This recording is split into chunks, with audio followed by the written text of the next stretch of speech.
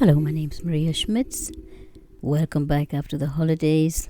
Today we're going to talk about the freedom of the spirit, which is like a good harvest. It mightn't be possible to talk about creativity in 5 minutes or less, but let's look at one aspect of creativity. And as you should know by now, where Alexandra Hildebrand is involved, it's about sustainability. In November 2017, Tunisian-French designer Azzedine Alaïa died at the age of 77. The information varies, as he said that he was born in around 1940. He didn't know for sure, and it didn't matter, because he was one of those people who were already exceptional for their time. This was also evident in what the couturier produced. He didn't care about deadlines and the hysteria of the fashion business. His collections had to be ripe, like a good harvest, but that takes time. With this sustainable attitude, he broke all the rules of the fashion business, which he always defied. The naturalist and poet Adelbert von Chamisso used a similar image for his creative process. The time to create works of art must first be sown so that they may ripen, was his basic view. For everything remains without colour and meaning if it is not grounded in life and rooted in it. However, he repeatedly remarked and emphasized that he did not create his literary texts, but time did. On April 11th, 1829, he wrote to Karl Lagerfeld von Chamisso, "If I myself had an intention, I saw it afterwards. It becomes withered. It is not alive." It was in no other way that he wrote his famous novella about money and shadows, Peter Schlemihls' wondrous tale. This also explains why Prudence had forbidden him to cover this poetry with a new, dead and gone work of art. For what life has produced and what has entered life should not be artificially repeated. One characteristic of the most creative people today is that they perpetually start anew. Those who knew Azzedine Alaïa describe him as a free spirit who sometimes even kept an owl as a companion in the night. The owl of Minerva is a symbol of prudence and wisdom.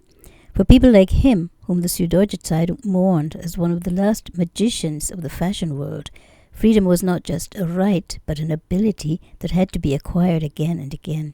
It is the ability to see the world through different lenses and to imagine something that no one has ever imagined before.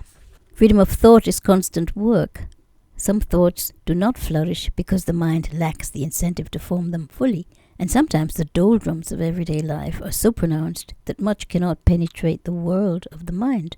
Even when thoughts are left to themselves, they often remain lonely and powerless. They only gain meaning when they are fertilized by a dialogue. Life artists are constantly connecting new ideas, connecting like-minded people, and transforming. Experiences and exquisite things pass through them and join together to form something new.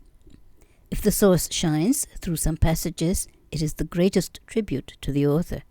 The fact that the French poet, philosopher and essayist Paul Valéry, 1871 to 1945, in particular, still leaves lasting impressions today has to do with the timelessness of his fragmentary work, but also with its connectivity, which kindred spirits appreciate today.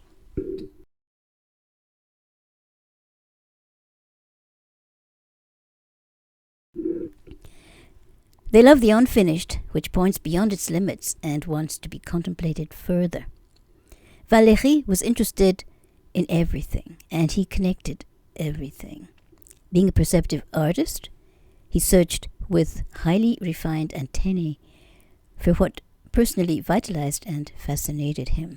He also retained the freedom to be many things at once. He reacted strongly to ideas and to types. He devoted himself to the work of understanding. Like the highly creative, to which Karl Lagerfeld also belonged, he avoided everything that was repetitive or repetitious, whether habit or routine, everyday life or thought patterns. Like Lagerfeld, in whose dovecot ideas flew in and out, Valéry had his own way of speaking, fast and sometimes unclear, without caring whether the other person really understood. His thinking set the rhythm. The work of such people takes precedence over their life story. Life is always only the occasion for something to come into being. As a chronology of events, it fades.